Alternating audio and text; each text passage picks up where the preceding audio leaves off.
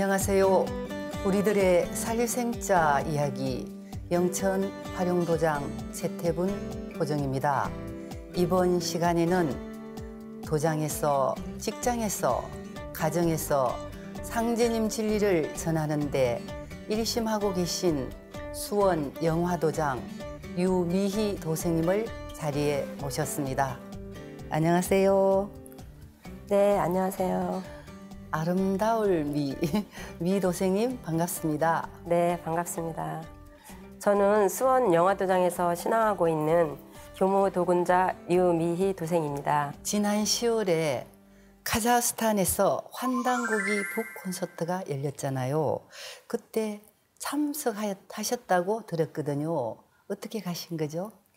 네, 그동안 해외에서 여러 번 있었잖아요. 근데 가보고 싶었을 때가 많았는데 사실 여건이 안 돼서 못 가봤습니다, 그동안. 그래서 이번에는 좀 가까운 곳에서 하길래 지금 다녀오자고 제가 호정님께 말씀드렸습니다. 그래서 가게 됐습니다. 네, 카자흐스탄은 중앙아시아에 있다는 것만 알지 어떤 나라인지 잘 모르거든요.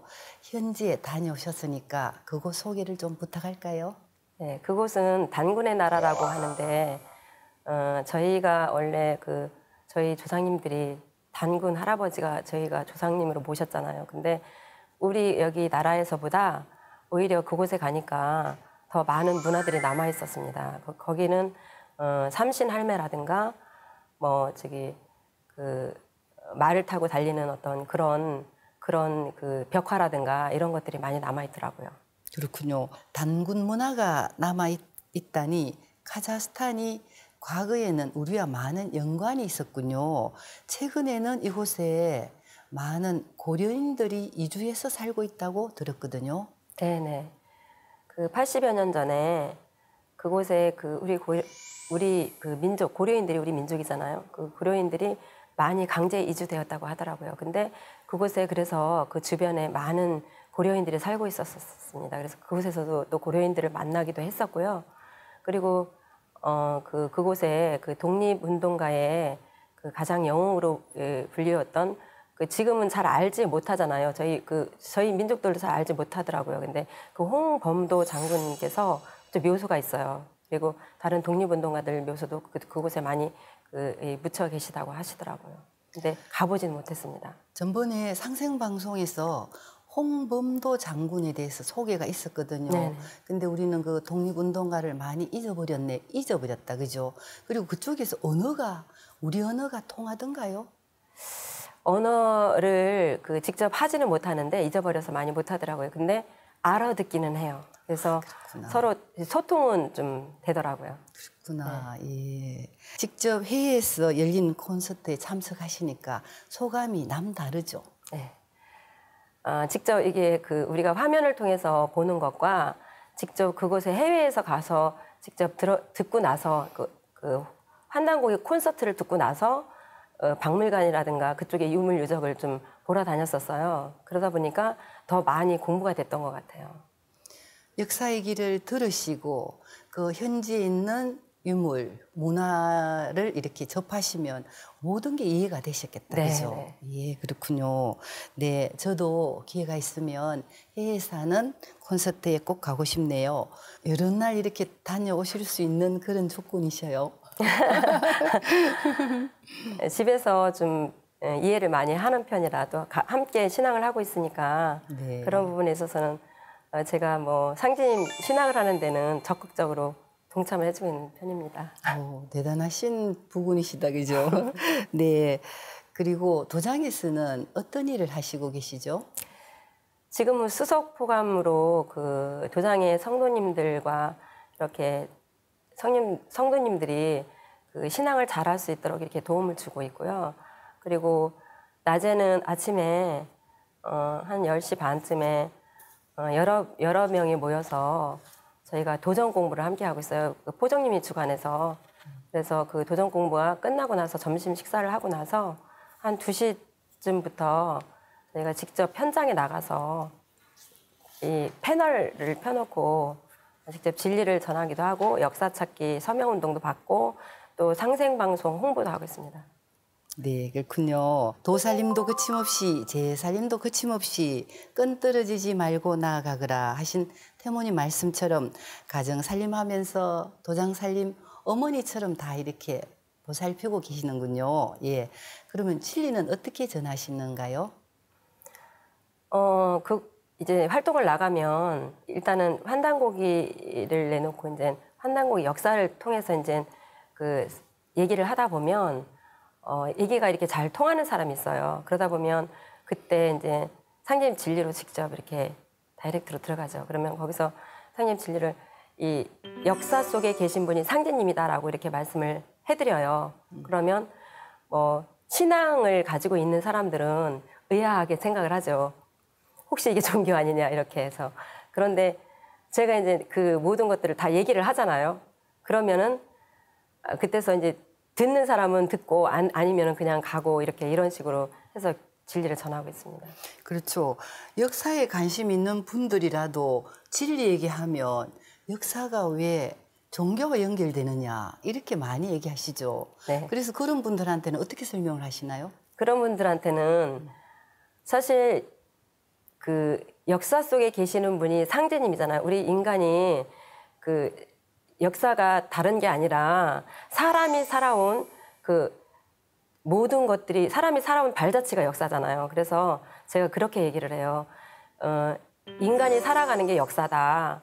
역사가 따로 있는 게 아니고 거기에는 정치, 경제, 문화, 종교 모든 것들이 다 들어있다. 이렇게 얘기를 하죠.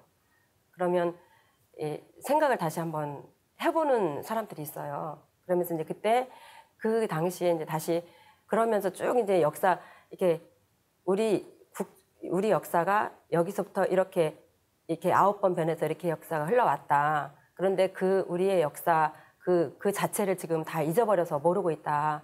일본과 중국에서 그 모든 역사가 말살이 되다 보니까 그런 부분을 다 잃어버려서 그렇지 원래는 우리 민족들은 다 알고 살았던 거다. 그거를 하늘을 아버지라 땅을 어머니라 하고 천지 부모라고 하고 살았지 않았냐 이렇게 이제 얘기를 하죠. 그렇군요. 그러면 이렇게 진리를 받아들이시는 분, 역사로 처음 인연이 되었지만 진리를 받아들이시는 분은 이렇게 따로 세미나로 초대하시고 하나요? 네. 그래서 세미나 초대를 하시면 세미나 장소는 따로 있으신가요?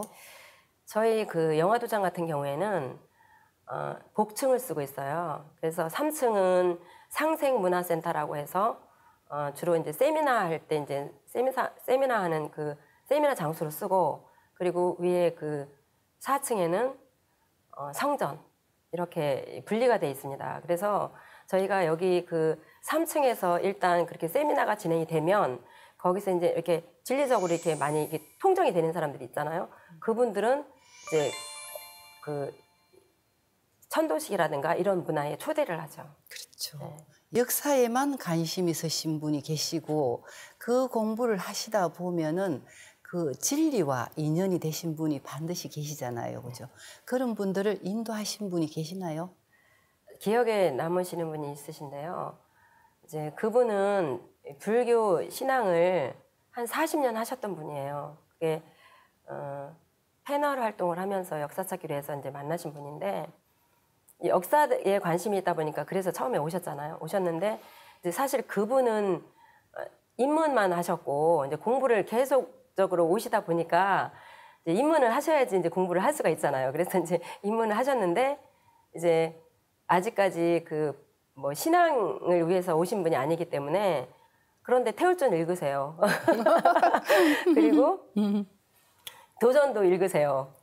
그런데 천부경서 읽으시고 그런데 이제 아직까지 이제 결정은 못 하시고 계시는데 언젠가는 하실 거라고 믿고요. 근데 그분을 통해서 또 오신 분이 계세요. 그 현씨신데 이제 그분을 통해서 오신 분이 상생방송을 보셨었던 거예요. 그 보시다가 이제 저희 세미나에 이제 제가 이분을 초대를 했는데 이분을 보고 그분이 이제 이분이 뭐 하시는 분이냐면 그 역사 그러니까 그 우리나라 불교에 대한 어떤 그런 것들을 이렇게 강의를 하시는 분이에요. 그러다 보니까 이제 그런 데를 이렇게 이 같이 쫓아갔다가 그랬다가 이제 그 얘기를 듣다가 이제 이게 그분이 또 여기서 공부한 게 있잖아요. 그러니까 우리 역사를 이렇게 환단고기 얘기를 하고 막 이렇게 하다 보니까 이제 그 연결이 됐던 것 같아요. 그래서 그분이 오셨어요. 저희 이제 도장으로 이렇게 세미나 있을 때 초대를 했죠. 그래서 그분은 이제 서울에 사시는 분인데 관악에서 여기까지 왔다 갔다 하셨었어요. 그러면서 얘기를 이렇게 나누다 보니까 이 개벽에 대한 것도 알고 다 알고 계시더라고요. 그러니까 상생방송 이 애청자다 보니까 요즘에 방송 볼 만한 프로들이 별로 없잖아요. 상상방송을 즐겨보시는 분이라 그래서 이제 지속적으로 제가 이렇게 연락을 해서 도장에 저희 행사가 있을 때마다 오셔서 이제 천도식 때 이렇게 오시라고 이제 했더니 오셨어요. 오셔갖고 이제 조상님께 이 잔도 올리고 이렇게 하더니 이제 입도를 해서 지금 신앙을 잘하고 계십니다. 친구 따라 강남 간다는 얘기다, 그죠? 네. 정말 그 인연이 된 그분은 신앙을 아직까지도 미루고 계시고 그러면서 친구 따라 강남 간다고 친구가 벌써 신앙인이 되셨군요. 네. 그 친구분은 상제님 신앙하고 인연이 있으셨네요. 네, 예전에부터 그런 개벽이라든가 이런 얘기는 많이 듣고 사셨다고 하시더라고요. 그러니까 연세가 드신 분이라. 그런데 그분이 뭐라고 하셨냐면 나는 늙어서 사실 뭐 좀 그렇지만 사실 내 자녀들한테 이 상제님 진리를 전하고 싶은데 어떻게 전해야 될지를 모르겠다. 요즘 사람들이 이 진리를 잘 받아들이려고 하질 않고 이게 맞는데 그거를 사실 실질적으로 전하고 싶은데 못 전한다고 하시더라고요. 그 얘기를 들으면서 제가 그랬어요. 선생님이 이 진리를 받아들여서 먼저 하시다 보면 자제분들도 하시게 만들 수 있다라고 제가 말씀을 드렸죠. 그랬더니 이제 입도를 미루고 계시다가 입도를 하시게 됐습니다. 지금도 자제분들을 위해서 기도를 많이 하시고 계세요. 아버님의 그 염원이 자녀가 이 도를 만나는 게 가장 소원이면 기도하시면 이루어질 것 같습니다. 네. 지금은 도장에서 봉직하고 천하사 일심하고 계시지만 봉직 이전에는 어떤 일을 하셨나요? 네, 제가 정숙이 관리를 해주는 그걸 코디네이터라고 하죠. 네, 그 일을 하고 있었습니다. 근데 제가 늘 일을 하면서도 사람을 살려야 되겠다는 그런 마음이 그런 마음을 가지고 있었어요. 늘 항상 가실 때는 뭐 이렇게 상생방송 전단지, 진리 소책자 항상 준비하고 가시는군요. 네, 가방에 기본적으로 그걸 넣고 다니죠. 근데 모든 게 사실은 친교가 먼저죠. 마음이 열어져야 이렇게 진리가 전달되는 거죠. 네, 그렇죠. 처음부터 이제 진리 얘기를 하는 건 아니고 이제 몇 번 왔다 갔다 하잖아요. 이제 그게 관리를 뭐 이렇게 뭐 3개월에 한 번 아니면 뭐 한 달에 한 번 가는 것 이게 필터를 가는 거기 때문에 그래서 이제 그렇게 가다 보면 이제 자연적으로 친해지게 되죠. 그럴 때 이제 차도 한 잔씩 마시라고 하고 이렇게 이제 시간을 내주고 이제 이게 고생한다고 하면서 이렇게 줄 때 이제 그때 얘기를 하다 보면 손님의 이제 성향을 이미 파악이 됐잖아요. 그렇죠. 다니면서 친교가 됐으니까. 그럴 때 이제 차 한 잔 마시면서 얘기를 할 때 생활 속에 얘기를 하잖아요. 그러면 거기에 뉴스라든가 이런 것들이 지금 사실 나와 있는 뉴스들이 다 상징 진리하고 다 접목이 되는 얘기들이잖아요. 그러면 그때 뉴스가 뭐가 무슨 사건이 터졌다. 그러면 그 사건에 맞게 제가 이건 이래서 이렇고 저건 저래서 그렇고 이렇게 이제 진리를 전달을 하죠. 도생님 하시는 게 정말 생활 속 포교거든요. 그죠? 그리고 직장 다니시면서 상제님 진리와 이렇게 참 병행해서 참 잘하셨네요. 그죠? 네, 그 직장을. 그죠? 네. 제가 생각하는 게 상제님 진리는 처음에 받아들였을 때 상제님 진리는 다른 어떤 종교가 아니고 우리가 인간으로 태어났다라면 누구나가 알고 살아야 되는 진리라고 생각했기 때문에 그 부분을 가장 먼저 생각을 했어요. 그렇기 때문에 이건 따로 하는 게 아니고 생활 속에서 내가 살면서 알고 살아야 되는 거기 때문에 해야 된다. 이렇게 얘기를 하죠. 예, 이렇게 정말 생활 속에 열심히 신앙하시는데 상제님 진리와 인연은 어떻게 되셨나요? 이제 친구를 통해서 제가 이제 상담 진료를 만나게 됐는데요. 그 친구가 암에 걸렸었습니다. 그런데 그 암을 그 수술을 하기 위해서 사실 그 진단은 서울에서 그 진단을 받았는데 근데 그 집이 수원이다 보니까 이제 수원에서 이 수술을 해야 되잖아요. 그래서 이제 수원에 이제 있는 병원에 이제 입원을 하게 됐습니다. 대학병원에 입원을 했는데 이제 그 친구가 그 수술해서 이제 제가 이제 그 친구를 병문안을 가려고 사실 전화를 했었습니다. 근데 전화를 했는데 그날 하는 얘기가 어디를 가고 있다는 거예요. 어디를 가고 있냐고 그랬더니 이 대전에 있는 그 증산도 거기 교육회관? 예, 교육회관을 가고 있다는 거예요. 그래서 그게 무슨 소리냐? 너 이제 수술을 한다고 하더니 어떻게 수술 안 하고 거길 가냐 그랬더니 근데 잠시 이제 차 안이니까 얘기를 하는데 자기가 그 암에 걸려서 그 수술을 하려고 하니까 동생이 이제 증산도 신앙을 하는 동생이 있었다고 하더라고요. 근데 그때 이제 자기를 위해서 동생이 그 치성이라는 걸 드려줬다고 해요. 그 치유치성이라고 그래갖고 재물치성을 해서 이렇게 드렸다고 하는데 이제 그때 그 얘기를 들으면서 아니 근데 그게 왜 그 치성을 드렸는데 저는 전혀 아무것도 몰랐으니까 그때는요. 그런데 어떻게 그게 암이 아니라고 그렇게 됐냐 그랬더니 그 마지막 날 이제 수술을 하기 전 마지막 날 이제 그 촬영 마지막 MRI 촬영을 하는데 암이 아니라고 판명이 났다는 거예요. 그래서 자기가 지금 대전을 가고 있다고 이렇게 얘기를 하더라고요. 그래서 도대체가 무슨 얘기인지 제가 이해가 안 가서 그럼 일단 다녀와라. 그리고 다시 얘기를 듣자. 그리고 이제 전화를 끊었어요. 그 친구가 태월궁을 다녀와서 뭐라고 하던가요? 그 친구가 태울궁에 갔는데 도공이라는 걸 내려주셨다고 하더라고요. 그래서 거기서 도공을 하는데 막 자기 손이 저절로 자기가 막 움직여지면서 자기 힘이 아닌 다른 힘이 움직이는 것 같은 그런 느낌을 받았다고 해요. 근데 그 느낌이 자기가 멈추고 싶어도 이 화면을 보면서 자기 모습이 다 보이는데도 멈춰지질 않더라는 거예요. 그래서 그러고 막 열심히 하고 있는데 태사부님께서 그만 하니까 그때 딱 멈춰지더라고 그렇게 얘기를 하더라고요.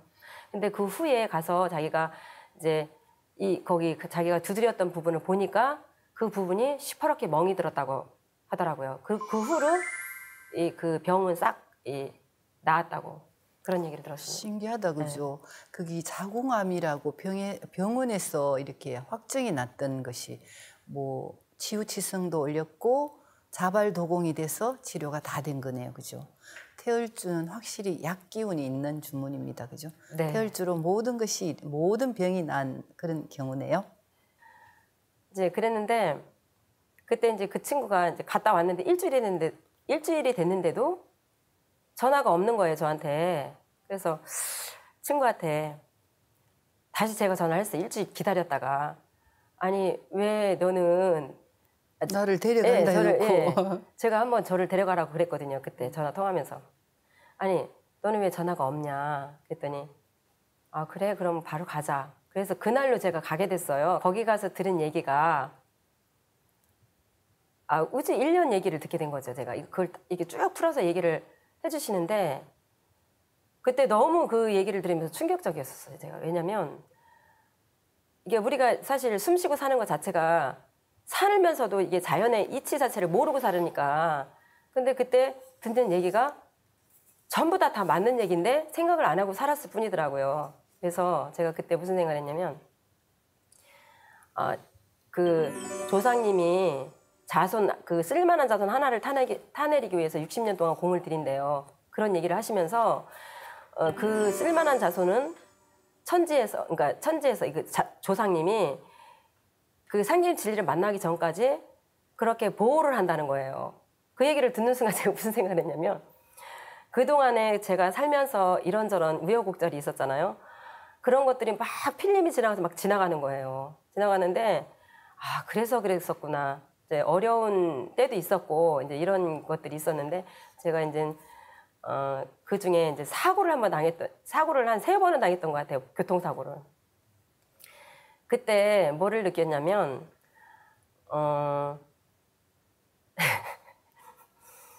한 번은 죽었다 깨냈던 적이 있었어요. 버스를 타고 이게 한 바퀴 반 굴러서 이제 됐는데 거기서 제가 못 깨나고 있다가 그러다가 딱 깨놨는데 보니까 사람이 한 사람도 없어요. 차 안에는. 이제 그런 경험을 했을 때 그때도 몰랐었습니다. 그거를 몰랐었는데 이제 상제님 진리를 이렇게 만나서 듣고 보니까 그때 전혀 다치질 않았었거든요. 겉으로는 멀쩡했는데 이제 이게 아파서 이렇게 만지니까 뭐 이렇게 이제 타박상 정도 이제 그 정도만 있어서 이제 제가 물리치료 한 달 반 정도 받으니까 괜찮아지더라고요. 그때 거기서 한 사람이 사망을 했었어요. 그 차에. 근데 이제 저는 멀쩡했잖아요. 그래서 이제 그때가 고등학교 3학년 때였었어요. 그러니까 이제 어리니까 아직 그때는 이제 빨리 회복이 됐죠. 그리고 나서 지금까지 교통사고를 나면 후유증이 있다고 하잖아요. 근데 그 후유증이라는 게 없었어요. 주변의 사람이 사망할 정도면 사고가 상당히 큰 사고인데 본인이 다치지 않았는 걸 보면 조상님의 보살핌이 정말 컸나 봅니다. 다음 또 사고가 났다 그랬죠. 두 번째 사고는 어떻게 났나요? 차를 경부 여기 구미에서 그러니까 서울로 올라오는데 새벽에 운전을 하고 오는데 이게 차가 미끄러진 거예요. 120을 놓고 새벽에 달려오는데 그게 약간 이슬비 같은 게 내렸던 것 같아요. 근데 그걸 모르고 제가 이렇게 약간 커브길에서 120 정도 달리다가 브레이크를 살짝 밟았어요. 그런데 차가 막 자기 마음대로 왔다 갔다 하는 거예요. 거기서 제가 지그재그로 왔다 갔다 하는데 멈출 수가 없는 거예요. 제가 제 능력을 어떻게 할 수가 없더라고요. 근데 차가 한참 왔다 갔다 하더니 이게 딱 중앙분리대를 받으러 막 가는 거예요, 차가. 그래서 제가 이제 죽었구나 이렇게 생각을 했죠, 그때. 그래갖고 눈을 딱 감고 다 모든 걸 다 오수시키고 그냥 눈만 감고 있었어요. 그랬더니 차가 가다가 부딪히러 가다가 탁 이렇게 거꾸로 쓰는 거예요. 이게 가다가 이렇게 뒤로 확, 그러니까 속력이 완전히 죽었을 거 아니에요. 속력이 완전히 확 줄으면서 제가 거기서 눈을 딱 떠갖고 이게 정신을 차리고 이제 이게 비상 깜빡이를 켰는데 앞에서 막 이게 쌍라이트를 켜면 막 차가 오더라고요. 근데 제가 이제 비상 깜빡이를 키니까 그때 이제 이제 거기서 알아차려고 이렇게 저를 피해서 가더라고요. 그리고 그때 다시 돌려서 왔습니다. 그날 왔는데 그날 참 이상한 날이었었어요. 그날 또 오다가 또 한번 그거는 괜찮았는데 거기서 이제 제가 이제 조심을 하고 왔을 거 아닙니까? 근데 이제 구리판교 고속도로까지 저희가 그때 3번에 살았었어요. 근데 구리판교 고속도로를 지나서 이렇게 3번 순환고속도로를 들어왔는데 들어오는데 뒤에서 막 차 한 대가 막 또 달려오는 거예요. 근데 제가 경험을 한번 했잖아요. 근데 저 차가 와서 브레이크를 밟으면 제 차를 받게 생겼더라고요. 그래서 그때 제가 안 되겠다 이랬고 피해줬어요. 제가 차선을 변경을 시켰는데 앞에 차가, 저는 안전거리를 확보하고 가는데 앞에 차가 있으니까 그 차가 가다가 브레이크를 밟잖아요. 아니나 다르게. 그러더니 갔다가 갑자기 막 이리 받고 저리 받고 미끄러져 갖고 승용차가 그 사이를 제가 뚫고 나왔어요. 나왔는데 그날 오면서 무슨 생각을 했냐면 야, 오늘 진짜 이상한 날이다. 근데 뭔지는 모르지만 누군가가 나를 보호하고 있고 나는 그런 느낌을 받았었습니다. 제가 그때. 이제 그러고 나서 제가 잊어버렸었어요. 잃어버렸는데 상제님 진리를 만나면서 그 모든 것들이 다 풀렸죠. 이래서 그랬구나. 조상님이 나를 보호하고 있었구나라는 걸 그때 알게 됐습니다. 자동차 사고가 크게 나면 사실은 사망할 수도 있잖아요. 그죠? 근데 합쳐서 3번이나 이렇게 기적적으로 살아나신 거잖아. 그죠? 그러면서 이렇게 어떤 마음의 각인이 되셨다. 그죠? 네.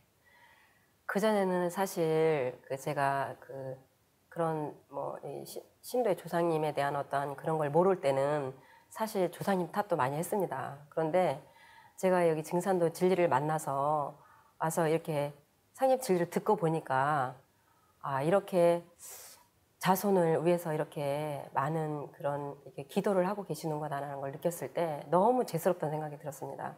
그런데 제가 이 우주 일련에 대한 이야기를 들을 때 제가 처음 듣는 순간 막 주마등처럼 다 이렇게 지나갔다고 그랬잖아요. 그런데 그렇게 막 지나가면서 이거는 뭔지 모르지만 이거는 어떤 종교를 뛰어넘은 어떤 그런 무엇이구나라는 생각이 저절로 들어갔어요. 그래갖고 이거 공부를 해봐야 되겠다.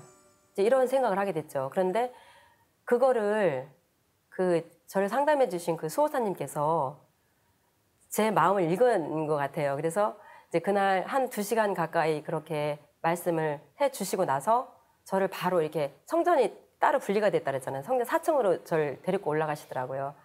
그래서 거기서 이제 들어갔는데 제가 생판 처음 보는 거잖아요. 이렇게. 그런데 전혀 아무렇지도 않았어요. 그게. 가서 이제 청소 모시는 거 알려주고 사배 신고하는 거 알려주고 내일부터 바로 정성수행을 해라. 참고로 저희 집이 상당히 멀었어요. 도장하고. 한 40분을 이 승용차를 타고 와야 되는 그런 거리에 있었거든요. 그때는. 그래서 이제 그랬는데도 그렇게 이제 내일부터 이제 새벽 수행을 하세요. 정성 수행을 하세요라고 이렇게 말씀을 하시더라고요. 근데 전혀 그 반응에 뭐 못하겠다 이런 생각이 안 들어가고 알겠습니다라고 하면서부터 그날부터 제가 이제 아침에 새벽에 나와서 새벽 수행하고 또 오후에 출근하고. 네, 출근 8시 반까지 했다가 오후에 한 5시 반쯤에 퇴근을 하거든요. 그래서 퇴근을 해서 이 도장에 와서 또 공부를 하고 진리 공부를 하는데 너무 재미가 있는 거예요. 그래서 이게 얘기를 하다 보니까 이렇게 진도가 안 나가요. 너무 이게 제가 질문이 많을 거 아니에요. 이렇게 재미가 있으니까 또 막 생소하고 말씀들이. 그래서 이제 하다 보면 막 11시 막 이렇게 돼요. 공부를 하다 보면. 여기 5시 반에 퇴근해서 도장을 오면 한 6시 가까이 돼요. 6시 가까이 되면 그때부터 공부를 하기 시작하는데 11시면 끝납니다. 그때. 그러면 집에 가면 늦잖아요. 그런데 지금 생각하면 정말 어떻게 그렇게 했는지 그때 당시 그게 너무 신기한 거예요. 그게. 근데 전혀 힘들지가 않고 너무너무 재밌었고 그 공부하는 게. 그래서 제가 막 그렇게 막 이렇게 할 즈음에 그때 저 친구가 같이 근무하는 친구가 그 친구는 모태신앙을 하는 친구였거든요. 근데 그 친구가 뭐라 했냐면 갑자기 자기가 뭐 잘 보는데 없냐고 저한테 갑자기 그러는 거예요. 그래서 저는 너무 의아했죠. 그 친구는 기독교 신앙을 하는 모태신앙인인데. 그래서 제가 그랬어요. 잘 보는 데 있다고. 제가 그래서 이제 그러면 당장 가자 이래요. 그래서 안내를 한 거지. 제가 이 수원 영화도장으로 안내를 했죠. 그랬더니 그 친구는 이제 기독교 신앙을 했던 사람이라 좀 약간 쭈뼛쭈뼛 하더라고요. 들어가는데. 근데 딱 앉아서 얘기를 들어보더니 똑같은 얘기를 하는데 저한테 하셨던 얘기를 똑같이 하시는데 그 친구도 거기에 진짜 맞다 막 그러면서 바로 그 친구도 이제 그 다음날부터 같이 저하고 같이 새벽 수행을 하고 정성 수행을 하고 이렇게 출근했다가 그거를 제가 이제 오면서 태워갖고 오고 이제 그 친구는 안산에 살았거든요. 저는 남양에 살았고 화성시 남양에 이렇게 돌려서 태워갖고 와서 직장도 같으니까 이제 그 수행을 하고 그리고 또 같이 직장에 갔다가 퇴근해서 같이 데려다주고 이렇게 그거를 입도할 때까지 같이 했어요. 그러요. 일하고 잠자는 거 외에는 다 상대님 네. 진리 공부를 했는데 공부가 그렇게 재밌었나요? 네, 재밌었어요. 처음 듣는 얘기고 와서 들어보니까 왜냐면 그때 당시 제가 처음에 얘기를 들을 때 무슨 생각이 들었냐면 이 선천 종교를 다 포함한 어떤 그 종교로서 종교라면 종교죠. 그거로서 제가 이 모든 걸 다 이게 받아들였기 때문에 종교 그 이상의 그 무엇이라고 그런 생각을 했기 때문에 모든 것들을 다 이게 이해를 할 수가 있었습니다. 그래서 이거는 정말 이거를 모르고 죽는 사람들 진짜 불쌍한 사람들이구나. 갑자기 그런 생각이 들어갔어요. 그래서 제가 포교를 하기 시작한 거였던 것 같아요. 그때부터 틈만 나면 진리를 전하려고 노력을 했고 그리고 아까 제가 가졌던 직업이 요 진리 만나고 나서 가졌던 직업이 그 코디네이터라고 했잖아요. 근데 그때도 나가면 그 사실 그 시간이 이렇게 정해져 있잖아요. 이렇게 1시간에 뭐 몇 군데 이렇게 이렇게 그렇게 해야 되는데 그거를 좀 시간을 좀 빼서 이제 진리를 전해도 될 만한 사람이 이렇게 다니다 보면 이게 나오잖아요. 그래서 이 상생방송 그 홍보지 가지고 가서 홍보지를 전해서 직접 틀어보기도 하고 그리고 거기서 얘기가 되는 사람은 책도 전달하고 이런 식으로 해서 그 계속 일하면서도 꾸준히 했던 것 같아요. 그러면 이제 그 친구의 그 병이 낫는 그 과정도 들으셨고 교통사고가 3번이나 나서도 살으셨고 그러면서 이제 조상님 엄덕도 느꼈고 그죠? 그리고 또 가정에서도 남편분도 또 많이 이해해 주시고 지금은 그렇지만 그 과정에서 본인이 이제 우울증으로 자살 충동을 느꼈다고 이렇게 한 적도 계신가요? 그거는 제가 이제 신앙 만나기 전에 상임 신앙을 만나기 전에 그때도 직장생활 같이 이제 그 시부모님하고 같이 살다 보니까 이런 어떠한 이런저런 그런 그 말 못하는 그런 사정들이 있더라고요. 그래서 이제 그럴 즈음에 제가 약간 그 어떤 그런 갈등 속에서 시부모와의 갈등 속에서 제가 좀 이 우울증이 걸렸었어요. 왜냐면 저는 직장에 다니는 직장인이잖아요. 그런데 저희 아버님이 상당히 완고하신 분이었었어요. 그래서 며느리 너는 결혼한 이 사람이니까 직장, 회사 이렇게만 다녀야 된다는 거예요. 그러니까 회식이라는 것도 못하게. 그러니까 끝나면 바로 와야 되고 그런데 직장인들은 그렇게 하면 안 되잖아요. 그래서 그런 어떤 그런 갈등이 있었어요. 그래서 이제 그런 갈등 속에서 자꾸 이제 우울해지는 거예요. 근데 그때 당시에 이제 집에서 이제 아이가 있었으니까 아이를 어머님이 이제 이렇게 아이를 이렇게 돌봐주셨잖아요. 돌봐주셨는데 제가 그때 당시에 우울증이 걸렸을 때 내가 이 집에서 뭐 하는 사람이지 이런 생각이 들어가더라고요. 왜냐면 제가 살림을 하는 것도 아니고 돈 버는 이런 사람인 거예요, 집에서. 이제 그런 생각이 들어가면서 약간 그런 마음이 들었던 것 같아요. 그래서 사실은 그럴 즈음에 남편이 제 화를 북돋은 거죠. 한번 이렇게 말다툼을 하면서 그때 이제 살기 싫다 하면서 그런 자살을 하려고 사실 다 이제 다니던 직장 다 이게 가서 사표 내고 그러고 나서 제가 나갔던 적이 있었어요. 그런데 가서 나가서 이렇게 이게 모든 건 이 시간이 해결해 준다고 하잖아요. 그런 것처럼 나가서 이렇게 뭐 이게 기차를 타고 쭉 가다 보니까 그 아이 생각이 나더라고요. 그래서 이제 아이 때문에 내가 이러면 안 되지라는 생각을 하면서 다시 마음을 돌려서 다시 이 고천구 다시 왔습니다. 그 힘든 시집살이를 하면서 직장을 다니면서 시집을 살기가 참 힘들 텐데 그 나의 편이 되어줘야 될 남편이 엄한 소리를 해서 예. 남의 편이 됐군요. 그래서 많이 서운하셨어. 그러면 살지 말자 이렇게 생각도 하셨고 그래도 자식이 있으니까 어쩔 수 없는 거죠. 그래서 다시 이렇게 가정으로 돌아오신 거군요. 그런 일이 있으면서 상제님 진리를 알면서 더 이렇게 인생의 목적을 더 깨달으신 거죠. 네. 그런 일들이 왜 벌어졌나 생각을 해보니까 상제님 진리를 만나면서 그 모든 것들이 다 풀리게 된 거죠. 왜냐면 인생이라는 게 다 이런 거구나. 이렇게 이래서 이 상제님 진리를 만나기까지 내가 이런 걸 이렇게 겪게 됐었구나라는 걸 알게 됐습니다. 그래서 그때부터는 사람이 확 바뀐 거죠, 제가. 인생에 제가 여기서 그동안 뭐 이런 풀리지 않았던 것들 그동안 제가 살면서 정말 이게 그러니까 결혼을 하면 사람은 행복이라는 걸 느끼잖아요. 아이를 낳고 이렇게 그런 가정을 꾸리면서 행복이라는 걸 느끼게 되는데 뭔지 모르지만 그게 채워지지 않는 게 있는 거예요. 그런데 여기 와서 상제님 진리를 딱 듣는 순간 그 모든 것들이 다 풀렸어요.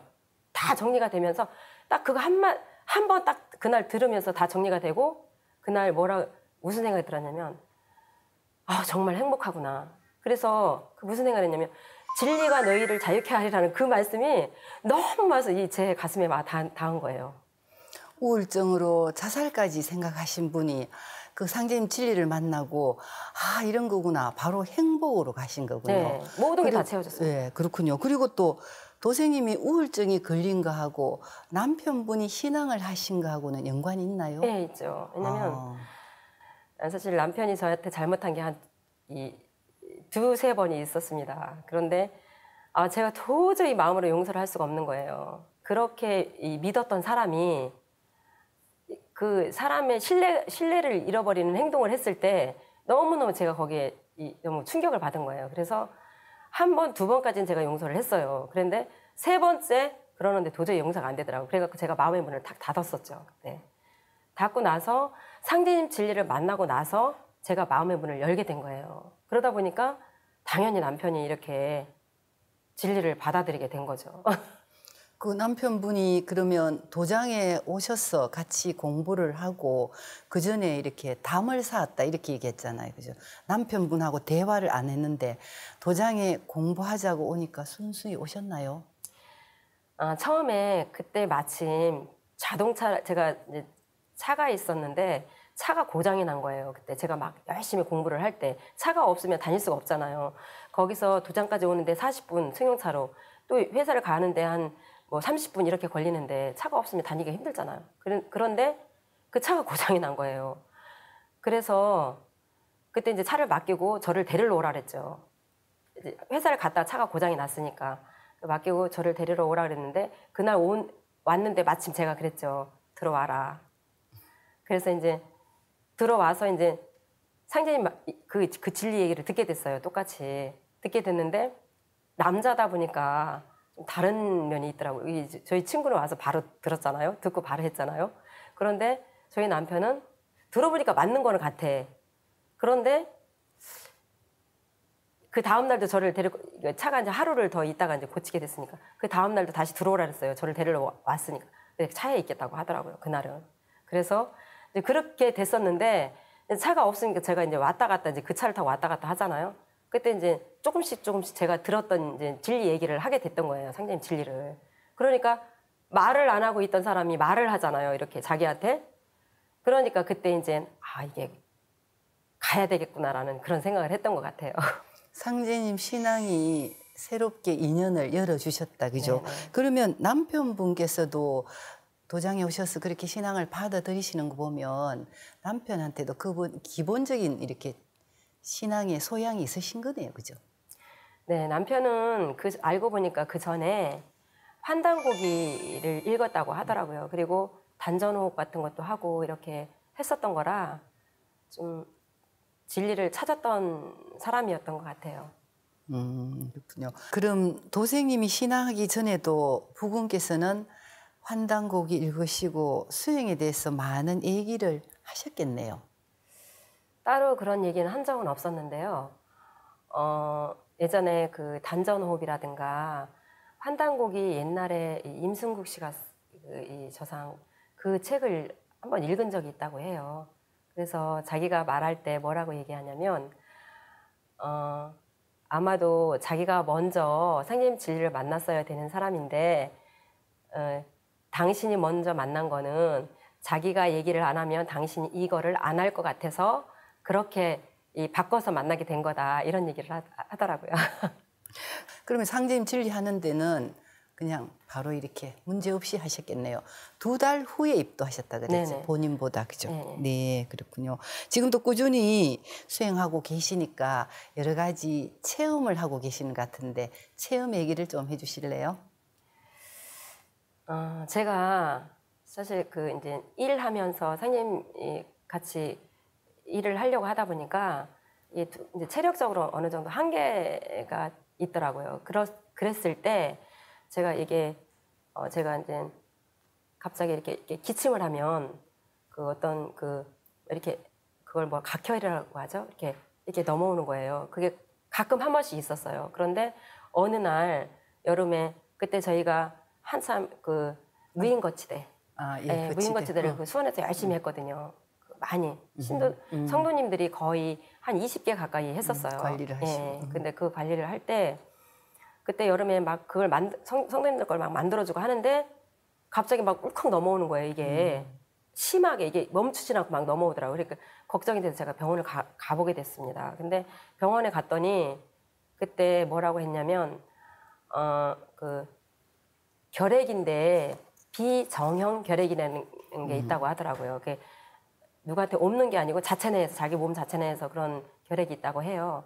그래서 거기서 이제 치료를 받아야 된다. 그리고 그것뿐이 아니라 그 기관지 확장증이라는 그 두 가지 병이 있었어요. 근데 그래서 이제 거기서 이제 약을 이렇게 해줬는데 약을 먹으니까 그 약이 부작용이 있는 거예요. 제가 이제 위가 약한데 그 위를 부담스럽게 만들더라고요. 그래서 가서 그 선생님한테 얘기를 했죠. 아, 이게 약을 먹으니까 이렇다라고 얘기를 했더니 그럼 먹지 마라. 그래서 제가 안 먹었어요. 그거를 안 먹고 이제 안 되겠다. 이게 저희가 이제 이 도공이 있잖아요. 도공 수행도 있고 그래서 그걸로 고쳐야 되겠다라고 생각을 했어요. 그 마음을 먹으면서 제가 그때부터 새벽 수행을 나가기 시작해갖고 계속 이제 도공 수행을 열심히 했죠. 그랬는데 그 이후로는 전혀 이제 아무런 그게 없어요. 그러니까 몇 년 지났죠. 몇 년 지나고 나서 아무런 그게 없고 병원에 가서 뭐 이게 진찰을 다시 받아보진 않았지만 그 병이 다 나은 것 같아요. 태을주가 약주문이라서 병이 다 나으신 것 같습니다. 네, 태을주 천지조화를 체험한 얘기를 들어봤는데요. 우주 1년으로 정리가 다 되시기도 하고 또 이렇게 수행하시면서 천도식을 할 때 어떤 이렇게 체험을 하신 게 있다고 그러는데 소개 좀 부탁할까요? 네, 그 천도식 제가 이제 입도를 하고 나서 얼마 안 됐을 때 이제 그 조사님 천도식이라고 이제 올려드리게 됐어요. 근데 그때 당시는 사실 신앙한 지 얼마 안 됐기 때문에 잘 뭣도 모를 때죠.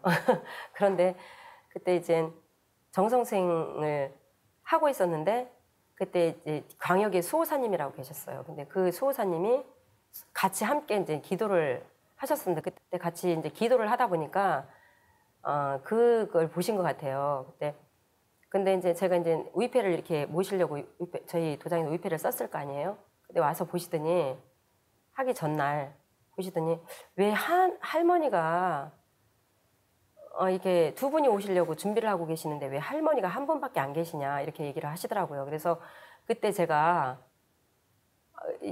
잊어버리고 있었던 게 있었어요.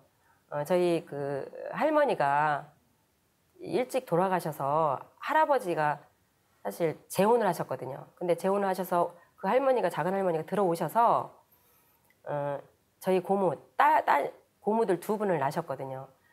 그래서 그랬는지 모르지만 근데 그 할머니가 원래 그 재혼하실 당시에 아드님이 한 분 계셨었어요. 그때 할아버지가 그 돌아가시면서 할머니를 모셔갔잖아요. 그래서 저희는 거기서 제사를 지내드리니까 저희가 이제 잊어버리고 살았던 거죠. 근데 그때 제가 그 수호사님 말씀을 듣고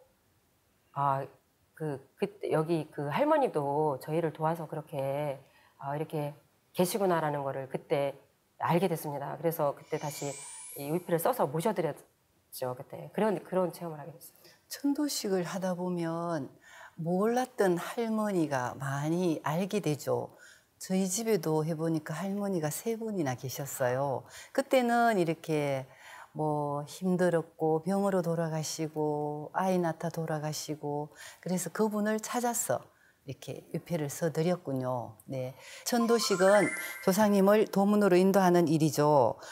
그 도생님이 둘째 조모님도 이렇게 모셔드려서 참 이렇게 기쁘시겠다, 그지?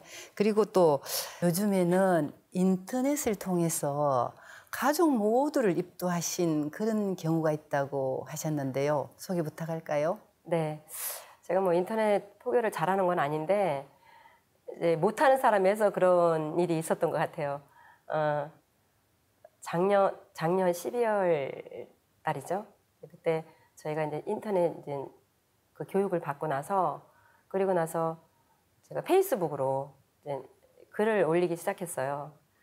글을 올리기 시작한 지 얼마 안 돼서 그때 이제 저한테 개인 메신저가 왔더라고요. 그래서 이제 그분하고 이제 이 개인 그 전화번호를 주고받으니까 카톡이 연결이 되잖아요. 그래서 카톡으로 몇 번 얘기를 하다 보니까 아, 이 사람한테 진리를 전해야겠다는 생각이 들어가게 됐던 거죠. 본인이 인터넷에 대해서 잘 알지도 못하는데 인터넷을 통해서 그분을 인도하신 거잖아, 그죠? 축하드립니다. 인도하신 분은 어떤 분이셨죠? 그분도 자기 얘기로 어떤 스님이 지나가다 자기한테 그런 얘기를 했다고 해요. 이 절에 들어와서 그 수행을 좀 해보지 않겠냐.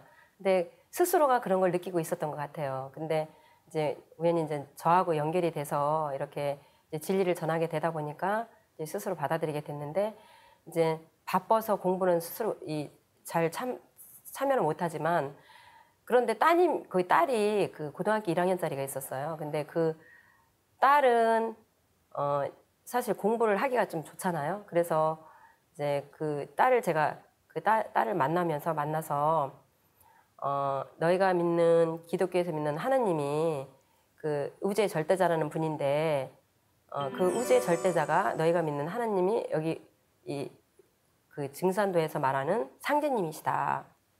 그분을 이 상제라고 원래 호칭이 상제라는 호칭을 써서 상제님이라고 부른다 하면서 그거를 이렇게 제가 좀 약간 이렇게 풀어주고 나서 이제 그 도장으로 인도를 했더니 도장에서 이제 거기 그 포감님이 그 청포 포감님이 데리고 아이들에 맞게 이렇게 그렇죠. 교육을 잘 시켜주셨던 것 같아요.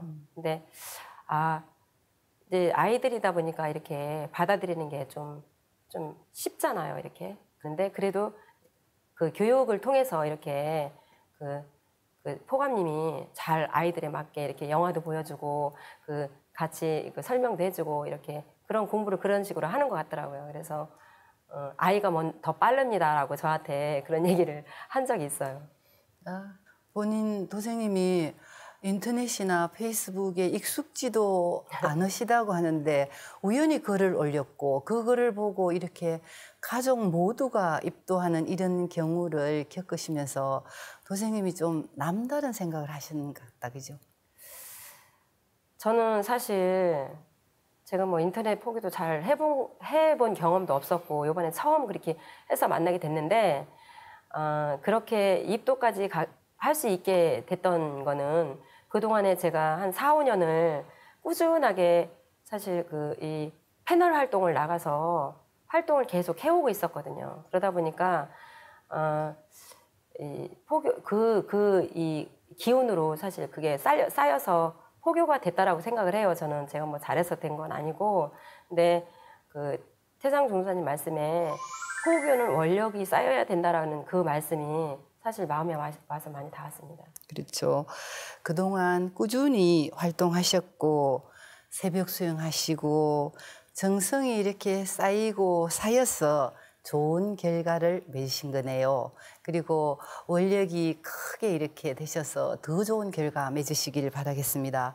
이렇게 얘기를 나누다 보니까 벌써 시간이 다 됐네요.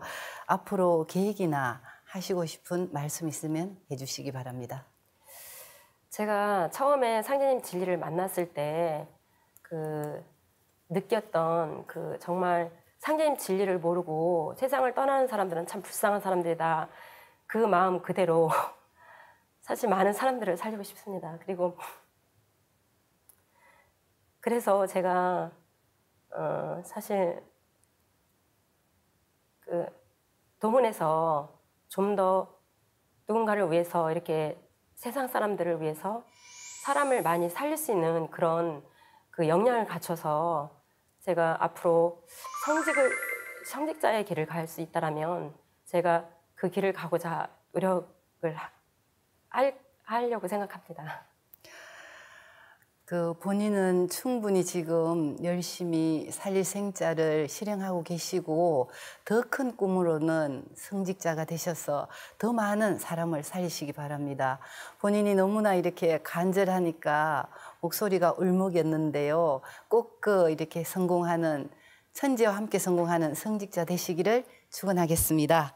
네, 소중한 말씀 함께 해주셔서 감사합니다. 감사합니다. 상제님께서는 부천에는 망국이 화평하여 백성들이 모두 말소리와 웃는 얼굴에 화기가 무르익는다라고 하셨는데요. 상제님 신앙을 만나 화목한 가정을 이루었다는 유미 도생님의 사연에서 신앙의 감동과 기쁨을 느낄 수 있었습니다.